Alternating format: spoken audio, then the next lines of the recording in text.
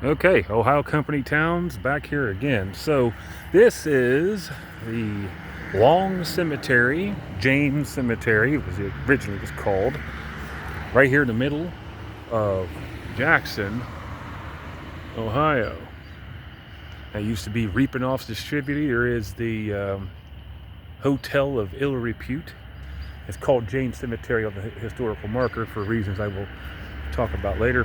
There is local Rat Hole Bellicio's Foods, employer of anybody who, other than me, who needs a job. So, what do we have here? This place is probably one of the older, cemeteries in the entire area. As you can see right here, you got guys that were born well into the 1700s, 18th century, whatever you want to call it. None of these were here back in the day. I grew up down that way, about 2 blocks down and about a quarter block over on Harding Avenue. I spent a lot of time down there, and none of this was out here. None of these new stones at all. It was a very different looking place than what it is now, because of, well, I don't know why. I think that they figured out, someone finally got around to Revolutionary War. A couple guys from the Revolution. I guess it would be possible. The Virginia Line, Rogers Expedition. I'll have to go look that up myself. This guy, Gillespie, 1855. So, this is James Cemetery. So, what, oh, and here's his wife, John's wife, Christiana. Died 1836. So, that's one of the rare times that the old man made it longer than the wife did.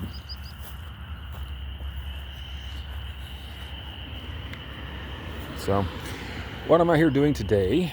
I'm going to tell you a little bit about the area. This is Jamestown, okay? Once upon a time, named for John James. He was the only white guy around here that he could apparently, supposedly, communicate with all the tribes of the area that came through this place. Because, like I said before, no one settled. There is no permanent settlement, not even hardly a temporary settlement of natives here, the modern natives. By modern, I mean, we're talking several centuries ago now. 1852. So some of these are probably time period. Let me say. So this. James Cemetery in Jamestown. There's Bellicio's over there. There's Jerry's Jamestown Market, now owned by John Dunn, down there on the corner, about a little ways down. Far I could scream, you could hear me from there, and stuff. This area was called Jamestown. Now, we have been very close to here before. As a matter of fact, down that way is Erie, Ohio, which came after Jamestown. Down there, that building, I have the video up on YouTube on this channel, Ohio Company Towns. I've been down there, and that's where Erie was. These places were just packed in here.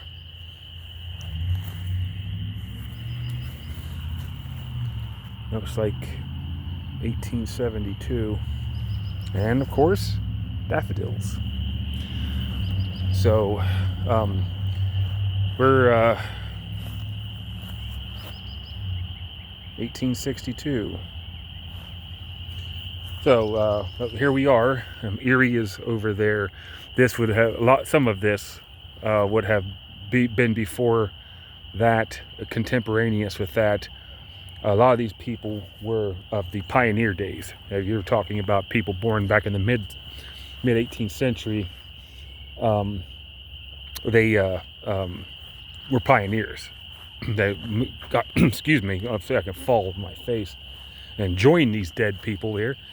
We're talking about pioneer days, barely into the settler days. And there's a cat I'm scared of. Boo.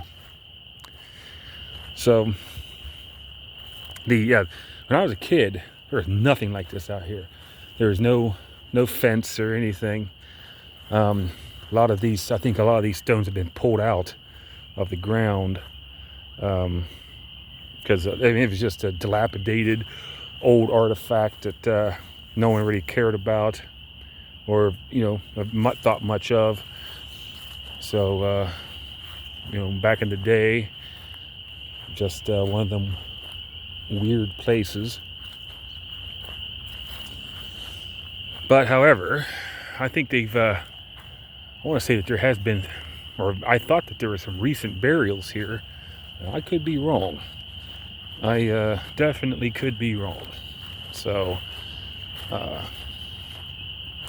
maybe I hallucinated it. It's possible. You've cooked as many brain cells as I have. Anything is possible. So it looks like a family plot here. That might mean a child's buried there. That looks like a deer or something. Lamb, maybe, laying down. So, why am I here? Well, this is the only extant remnant of Jamestown, which was the first town in this area, first white town in this area, first town period. Like I said, there is no native state in this area. However, modern natives, like I don't know, the Cherokee or whatever, what was around here, Shawnee, stuff like that was around here. Now, why did I come here? Other than to say, well, I've been to the only place that's left of Jamestown, the old Jamestown area. Well, I'm going to show you right here. See that? See that mound there? See that mound there?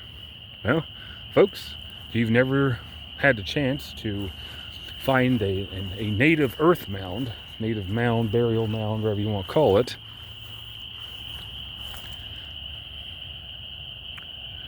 then you have your opportunity here.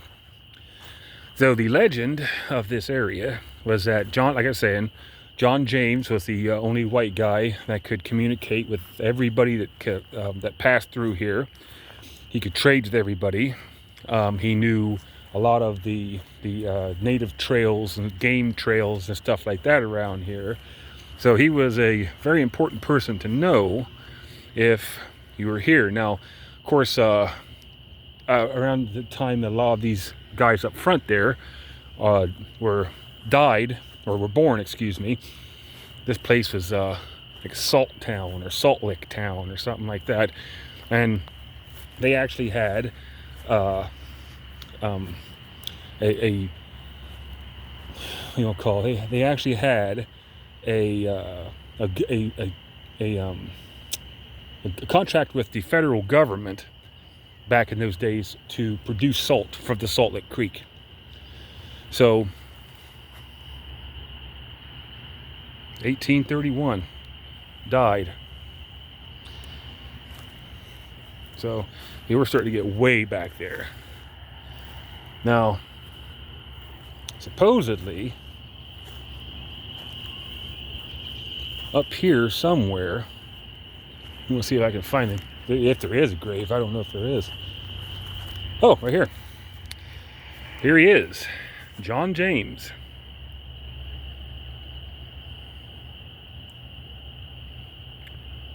This is the man. This is the reason for Jamestown. He was the guy to know. So, and apparently he was the first burial out here, although that's the rumor. I don't know if that's true or not. think that's 1831.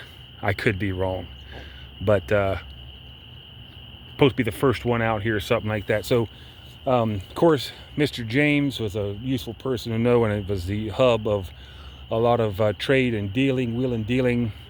You have to remember Chillicothe was the capital for the natives. They had the Great Trail come up through Chillicothe into Marietta and various other places going north and out west. So if I recall my history correctly.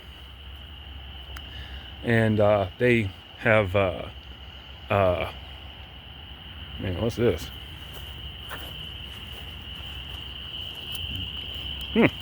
Daniel Hoffman, Ensign Captain Renix, Mountain something, Ohio Volunteers, War of 1812. And it just shows you. And there's his original right there. So anyway, moving on. So up here on top of the world, we are. So the legend was that he was so well liked by everybody because he was a swell guy that the natives, the local natives, who at that time would have still been a presence, somewhat of a presence in the area, supposedly. Anyway, I don't know if even at 1831, I don't think that there was, other than just people, passing through, got lost passing through. But they knew this place as a burial mound, probably because they had busted into other things that looked like this around here, because this entire area was covered with them. I guess over the period of time here in the state of Ohio, they found something like 9,000 different earthworks. A lot of them are burial mounds, and there might be one right over there too, a small one. This is the big one. So if I can get my point out here before it gets dark, that'd be wonderful, wouldn't it? But anyway, Mr. James was an important guy, well liked by everybody, swell dude. So he when he died, apparently he was given permission to be buried here. And yeah, so that's the legend. Now, what is the truth? Well, at the time, the white people here thought that the Indians that they were dealing with were the ones that had made this. And if you're sharp on your history, or you just got lucky and learned something, you know that isn't the case. So the natives back then, the ones that we dealt with, killed, whatever you want to say, traded with, murdered, the natives back then knew that their people did not build these. They did not build any of them, and they knew it. So if someone was consulted about it, which I doubt, but if someone was, they probably said, yeah, go ahead and bury him up there, because this did not involve them. They had no connection to them. They did not care, really, because it wasn't any of their stuff. So that's the truth. But of course, as history goes on, and maybe they did ask somebody, and he said, oh, yeah, fine, go ahead. Well, they knew. They all knew they had nothing to do with this. So they didn't care where they planted him or what they did with him, because these places were not a big deal to them. They weren't important.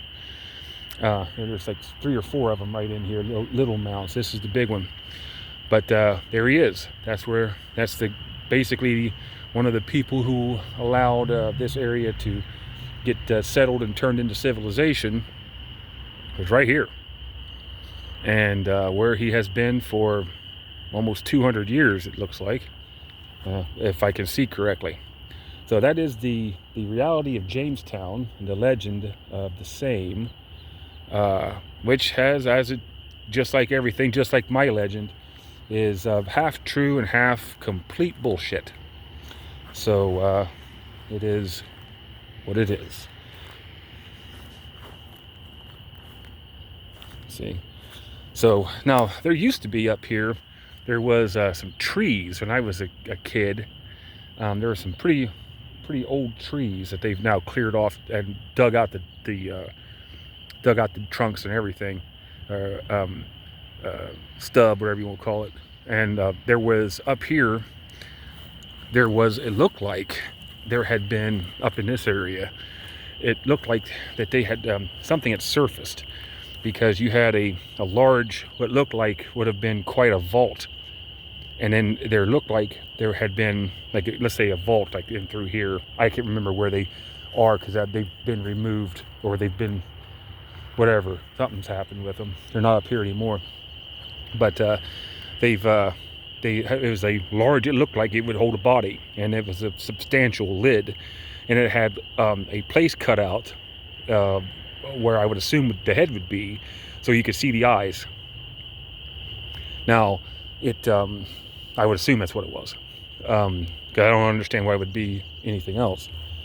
They're not up here anymore. I don't know if maybe it's been reburied, or maybe they did something with it, but there was 2 of them up here like that.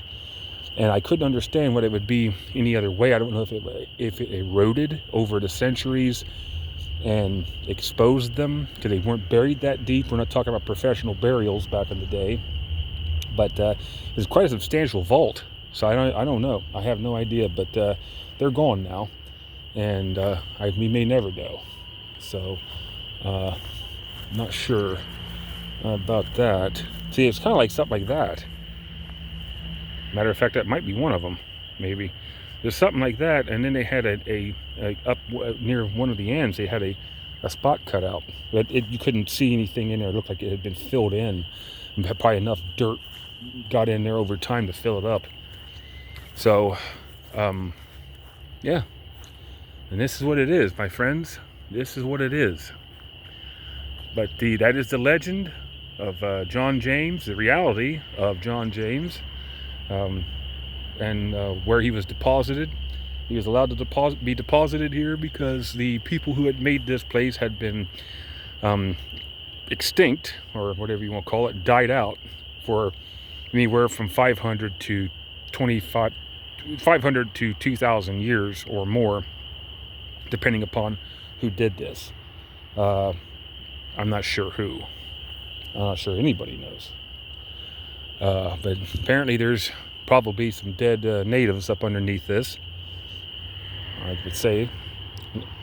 But who knows? But there you go. That's the truth. That's what actually happened here, and why, and all that. Told you about the legend of the Salt Lick,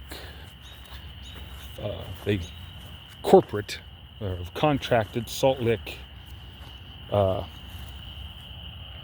town, that they know basically where it's at, but of course there's absolutely nothing left of it. I mean we're talking about primitive among primitive settler, or excuse me, pioneer area. This guy died 1864. He may private something 27th OVI. I'd imagine that he died during the war. And this is a corporal beside him. The 1st Ohio. I'm not sure. That doesn't really matter, I suppose. These things. Now, I don't know about these things. They've been here, of course, for quite a while. I don't think it's a grave, or a grave marker of any sort. It looks like it's been elevated up. I don't know if this is a seat. I don't know if they've maybe once upon a time laid a body on these things before they buried it, because I imagine that some of these didn't have a coffin or something, especially some of the earlier ones. Well, I don't know. I mean, but they've been here forever, and I have no clue, because you can't see any markings on them. It doesn't look. Or wait a minute. No, maybe they are graves. They may have been some giant gravestones, because there's writing on them I just now seen. Well, these would have been huge, especially for the rest of the cemetery. But this is it. This is what's going on. It's now a historical marked place, because it's got a lot of history. It reaches back to the earliest parts of this area that would make contiguous with modern day. And there it is. So if you've ever wondered about Jamestown, right up there is where old dude's buried. Right there's the Indian Mound he's buried on top of. it's a 2-for-1 if you want to come out here and see what's going on. Other than that, this is Ohio Company Towns reporting from James Cemetery of the Ohio Historical Marker and whatever. We'll go over here and check that out real quick, just to be thorough and complete, because we are a professional group here, and we refer to ourselves by the royal we.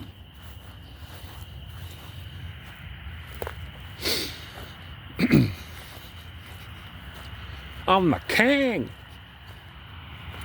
All right, I'll read this for you.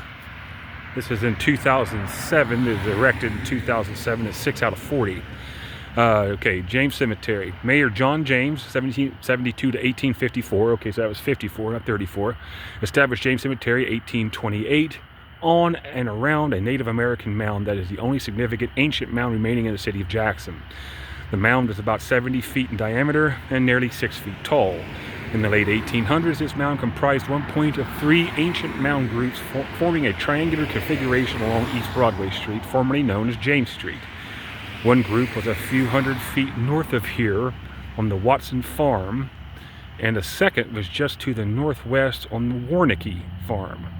These mounds were built by the Hopewell culture. Now there you go, prominent in southern Ohio from about 100 BC to 400 AD. I was right there, wasn't I? Taking a guess, pretty good. Major James, his wife, and several immediate family members are buried on the mound, including Jackson County pioneers Andrew Long, Daniel Hoffman, and David Mitchell. Hoffman was the guy I just said up there. Jackson County chapter of the Ohio Genealogical Society, Carl Coyan Company, Stockmeister Enterprises, City of Jackson, Time Warner Cable, the Ohio Historical Society, I guess is who paid for that. Let's see if there's anything on here. When John James arrived in Marietta in 1788 with his parents and siblings, some of the first settlers of the Northwest Territory. His father was a member of the Rufus Putnam's Ohio Company, and the family lived in a blockhouse near Belpre. In 1791, his brother William was one of 12 settlers killed at the Big Bottom Massacre, a tragedy that touched off the Indian Wars. During that time, the James family retreated to what became Blennerhassett Island in the Ohio River, where they built another blockhouse. Blockhouse is like similar to what's down there at Erie, I believe, that last remaining building. Later bought by Harmon Blennerhassett, who built a mansion nearby in 1798. Major James became a renowned Indian scout and explored what would become Jackson County. He settled here in 1807, and as a prominent salt boiler, what I tell you, became for a time the proprietor of the Salt Licks. He went on to become an early Ohio legislator and the first treasurer of Jackson County. So there you go. I was pretty much right on with all of that, wasn't I? Just from what I was reading. And there you go. That is it. So this is the quite an interesting little piece if you are interested in history. And if you're not, I guess it doesn't matter. This was open when I got here, and I'm going to leave it open. And there we are. So this concludes one hell of a day for me. So I was, you might not, depending upon how closely you watch these things, and I wouldn't blame you if you didn't at all. I was already out to Berlin Crossroads, Berlin Heights Battlefield, Civil War battlefield, and Salem Cemetery where some of the people that died on both sides of the Union and Confederacy were buried at Salem Cemetery. And I also put in to disrepute the legend of Salem Cemetery Church housing a Confederate soldier when it wasn't there for decades, until decades after the war. So whatever the case may be there, it's not an original building as far as I can tell. So anyhow, that's it. There is nothing I came out here because this is the only remaining part of the Salt Lick town or Jamestown that's still original Jamestown that still exists. So I'm going to go ahead and call it a day on on that. And I'm going to stop filming the food pantry like a creep, and I'll put all this stuff together, start uploading it tonight. So there should be a couple more entries here real soon. And what a hole. But other than that, we're done here. I hope it's been somewhat enjoyable, informative, or something. But it is what it is, either way. And on that note, have a good evening.